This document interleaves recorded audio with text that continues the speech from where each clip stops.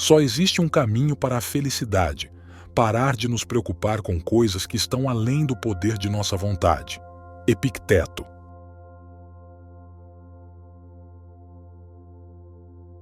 Se você ficou angustiado por alguma coisa externa, a dor não se deve à coisa em si, mas à sua avaliação dela, e isso você tem o poder de revogar a qualquer momento.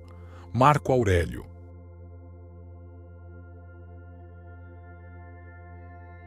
O maior obstáculo à vida é a expectativa, que depende do amanhã e perde hoje. Você está organizando o que está sob o controle da fortuna e abandonando o que está sob o seu controle. O que você está olhando? Para qual objetivo você está se esforçando? Todo o futuro está na incerteza.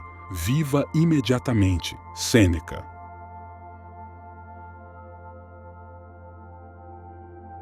Os homens não são perturbados pelas coisas, mas pelas opiniões que têm das coisas. Assim, a morte não é nada terrível. Caso contrário, assim teria parecido a Sócrates. Mas o terror consiste na nossa noção de morte, de que ela é terrível. Quando, portanto, somos impedidos, ou perturbados, ou entristecidos, nunca imputemos isso aos outros, mas a nós mesmos. Isso é para os nossos próprios pontos de vista.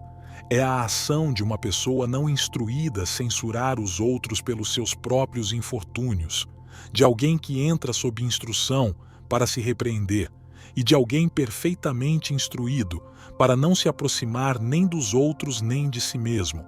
Epicteto.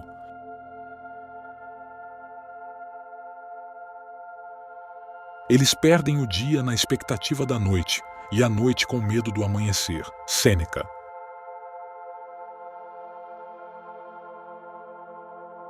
Ele é um homem sábio que não se entristece pelas coisas que não tem, mas se alegra por aquelas que tem. Epicteto.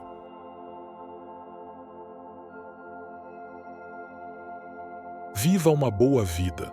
Se existem deuses e eles são justos, então eles não se importarão com o quão devoto você tem sido, mas irão recebê-lo com base nas virtudes pelas quais você viveu. Se existem deuses mais injustos, então você não deveria querer adorá-los.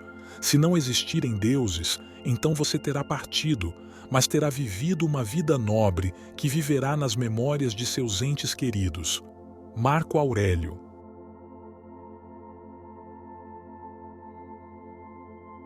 Se você realmente quer escapar das coisas que o incomodam, o que você precisa não é estar em um lugar diferente, mas ser uma pessoa diferente. Sêneca.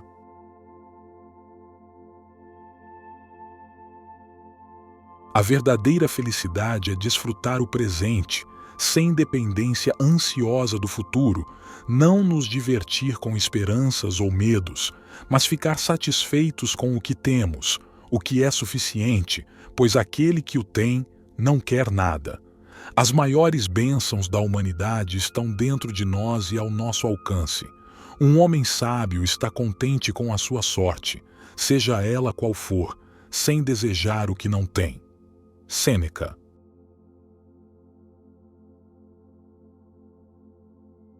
Pois o que nos impede de dizer que a vida feliz é ter uma mente que é livre, elevada, destemida e firme. Uma mente que está colocada além do alcance do medo, além do alcance do desejo, que considera a virtude o único bem, a baixeza o único mal, e tudo o mais, exceto uma massa inútil de coisas, que vêm e vão sem aumentar ou diminuir o bem maior, e nem subtraem qualquer parte da vida feliz, nem acrescentam qualquer parte a ela. Um homem assim fundamentado deve, queira ou não, necessariamente ser acompanhado por uma alegria constante, e uma alegria que é profunda e brota de dentro, uma vez que ele encontra prazer em seus próprios recursos e não deseja alegrias maiores do que suas alegrias interiores. Sêneca.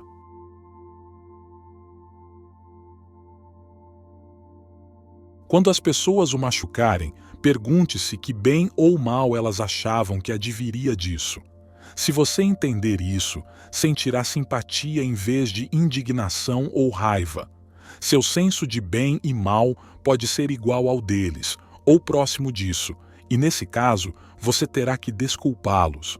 Ou o seu senso de bem e mal pode ser diferente do deles. Nesse caso, eles estão equivocados e merecem sua compaixão. Isso é tão difícil, Marco Aurélio.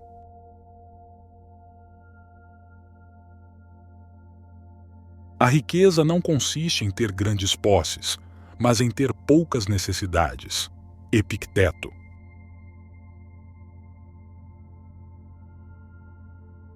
Não explique sua filosofia, incorpore-a. Epicteto.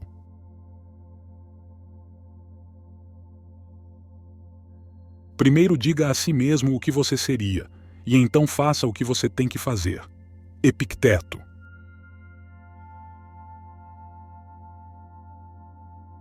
Qualquer pessoa capaz de irritar você se torna seu mestre. Ele só pode irritá-lo quando você se permite ser perturbado por ele. Epicteto.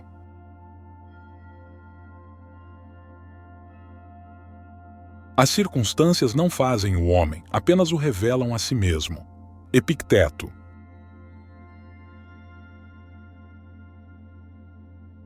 Não procure que os eventos aconteçam como você deseja, mas deseje que eles aconteçam como acontecem, e tudo ficará bem com você. Epicteto.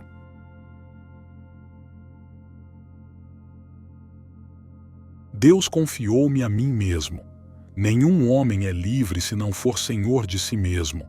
Um homem deve viver de tal forma que sua felicidade dependa o menos possível de coisas externas. O mundo se vira para deixar passar qualquer homem que saiba para onde está indo. Epicteto.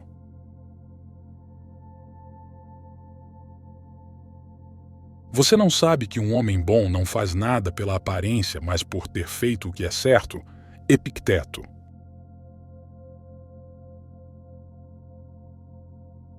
Se você viver em harmonia com a natureza, nunca será pobre. Se você viver de acordo com o que os outros pensam, você nunca será rico. Sêneca.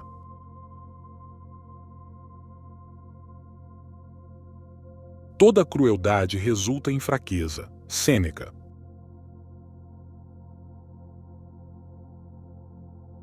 Nada, na minha opinião, é melhor prova de uma mente bem ordenada do que a capacidade de um homem parar exatamente onde está e passar algum tempo em sua própria companhia. Sêneca.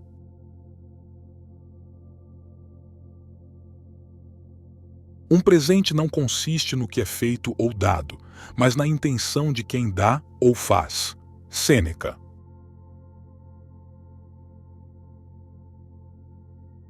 Vocês agem como mortais em tudo o que temem e como imortais em tudo o que desejam. Sêneca.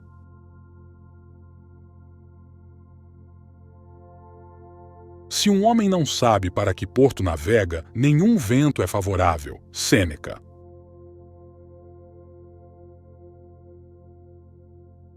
Você vive como se estivesse destinado a viver para sempre. Nenhum pensamento de sua fragilidade passa pela sua cabeça. De quanto tempo já passou, você não dá atenção. Você desperdiça tempo como se estivesse bebendo de um suprimento completo e abundante, embora o tempo todo aquele dia que você concede a alguma pessoa ou coisa seja talvez o último. Sêneca.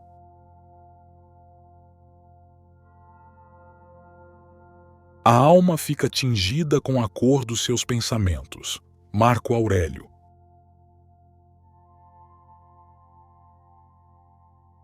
Quanto tempo ganha quem não olha para o que o próximo diz, faz ou pensa, mas apenas para o que ele mesmo faz, para torná-lo justo e santo? Marco Aurélio.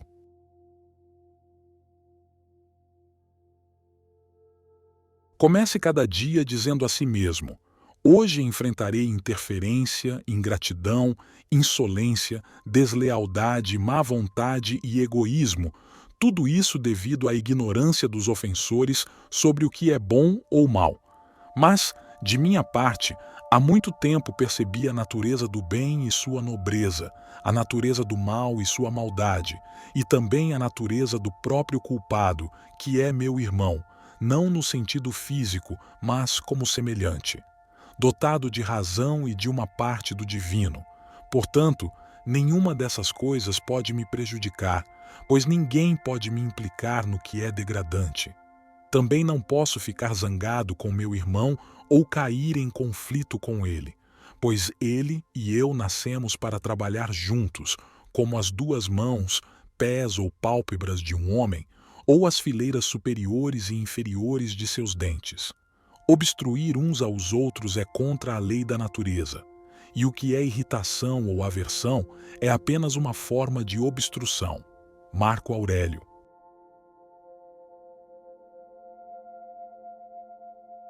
Se alguém lhe disser que certa pessoa fala mal de você, não dê desculpas pelo que é dito a seu respeito, mas responda: ele ignorava meus outros defeitos, caso contrário não os teria mencionado apenas. Epicteto.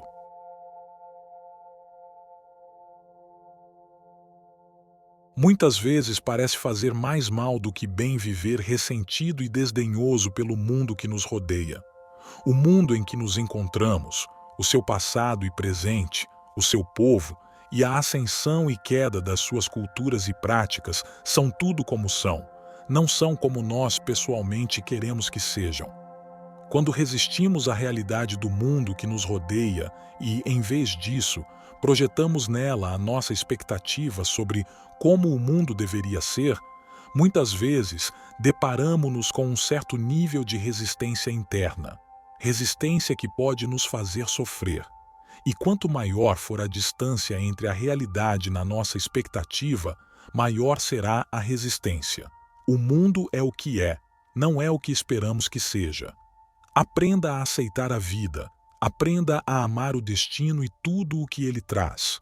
Este é o princípio estoico do amor fati, amar o destino. Afinal, o destino nos deu a capacidade de viver e de experimentar a vida. Infelizmente, o amor fati muitas vezes é confundido com uma aceitação passiva e derrotista do mundo que nos rodeia.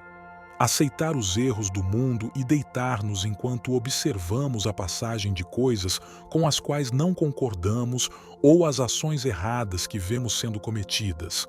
Mas acredito que isso seja um mal entendido do princípio estoico. Aceitar a realidade não significa submeter-se a ela.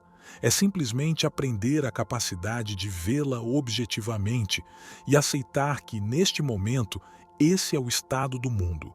É a capacidade de olhar claramente para as coisas ao nosso redor, não através das lentes de nossos próprios preconceitos e expectativas. Ao fazê-lo, somos mais capazes de compreender as situações que nos rodeiam, a realidade das situações em que nos encontramos, sem ser cegados pelas lentes dos nossos próprios preconceitos e expectativas. Seremos então capazes de compreender mais claramente o que está sob o nosso controle e o que não está, e depois procurar aproveitar esse controle para afetar a mudança primeiro em nós próprios e depois, se possível, no mundo que nos rodeia para melhor. Sempre que você sentir raiva de uma pessoa, pense no que a levou a se comportar dessa maneira.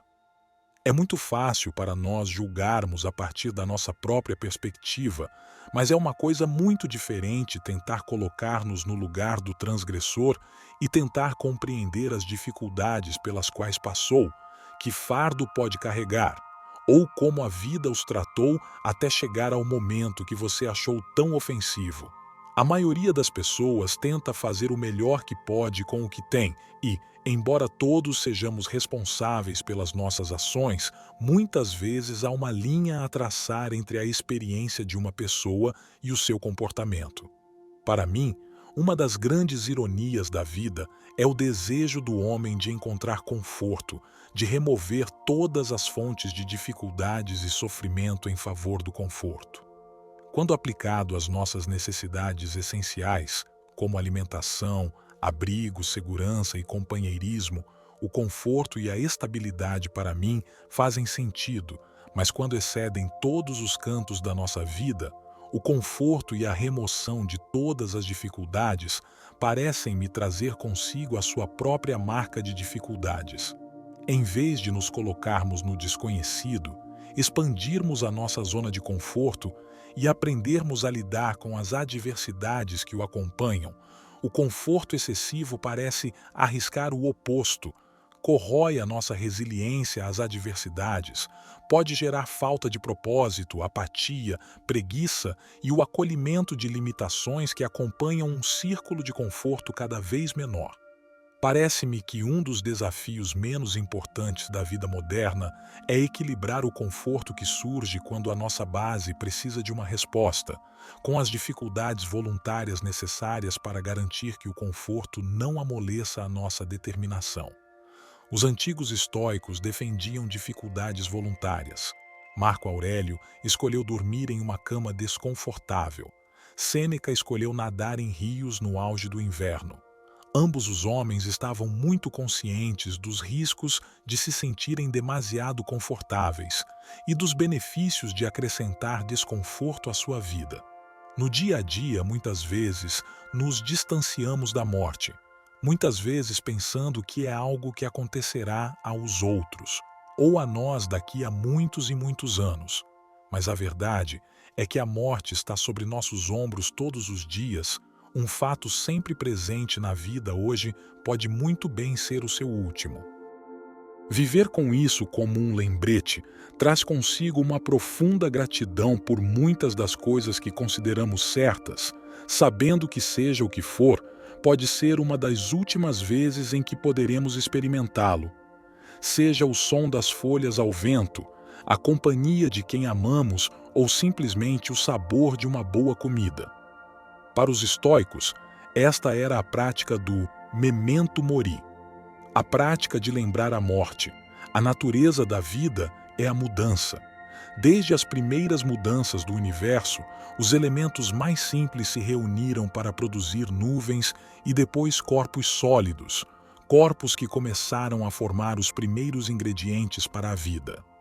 Esses ingredientes formaram a vida, o círculo de nascimento e morte, até que finalmente se juntaram na configuração exata necessária para criar você e eu. Tal como o início, o pico e o fim de uma onda, as nossas vidas são simplesmente parte de um ciclo maior. Somos formados, vivenciamos e terminamos, e com o nosso fim surge a oportunidade de reconfiguração dos nossos átomos, de permitir que outro venha e vá e desfrute da experiência da vida, e assim por diante, para sempre. A natureza de todo o universo é a mudança, desde muito grande, para os muito pequenos. Muitas vezes, a vida não melhora com a realização de objetivos elevados ou com a coleta de coisas caras, mas sim com as pequenas mudanças diárias nos hábitos de alguém, as decisões de acordar um pouco mais cedo, sair de casa um pouco mais frequentemente sair para correr, ler aquele livro que está acumulando poeira ou tentar estar mais presente na companhia das coisas e pessoas que amamos. Embora, é claro, grandes conquistas contribuam para isso, hábitos construídos ao longo do tempo, não são frequentes explosões curtas de alegria às pedras do pavimento para uma vida mais feliz. Há um equilíbrio delicado a ser alcançado quando se olha para o futuro e para o passado. O futuro é necessário para o planejamento e preparação a longo prazo para eventos que parecem prováveis de acontecer. No entanto, se olharmos muito para o horizonte, é fácil deixar a vida passar e perca exatamente aquilo para o qual você passou todo esse tempo planejando e se preparando. Da mesma forma, o passado pode ser usado como uma ferramenta para aprender, mas olhar para o que era também pode significar que você perdeu a vida na qual aprendeu todas as lições do passado. O futuro pode ser usado para planejar e preparar. O passado pode ser usado para aprender, mas a vida só acontece no presente. Quando eu encontrar a morte, como todos nós devemos fazer, o tempo e o lugar estarão em grande parte fora do meu controle. Se amanhã então eu morrerei amanhã, e se daqui a 1 ano ou 20 anos eu a encontrarei, então é da própria natureza de um ser vivo morrer, independentemente do quanto resistamos. Porém, por enquanto estou vivo, então vou colocar em uso o que está sob meu controle e decidir o que fazer com o tempo que me é dado. Não estou acalmando você ou menosprezando seu infortúnio. Se o destino pode ser superado pelas lágrimas, deixe-nos trazer lágrimas sobre ele. Deixe que todos os dias sejam passados em luto, que todas as noites sejam passadas em tristeza. Em vez de dormir, que seu peito seja tonificado pelas suas próprias mãos, seu próprio rosto atacado por elas, e todo tipo de crueldade será praticada por sua dor, se isso lhe beneficiar. Mas se os mortos não puderem ser trazidos de volta à vida, por mais que batamos em nossos peitos, se o destino permanecer fixo e imóvel para sempre, para não ser mudado por qualquer tristeza, por maior que seja, e a morte não perder o controle de nada que uma vez tenha tirado, então deixemos que nossa dor fútil chegue ao fim. Sêneca.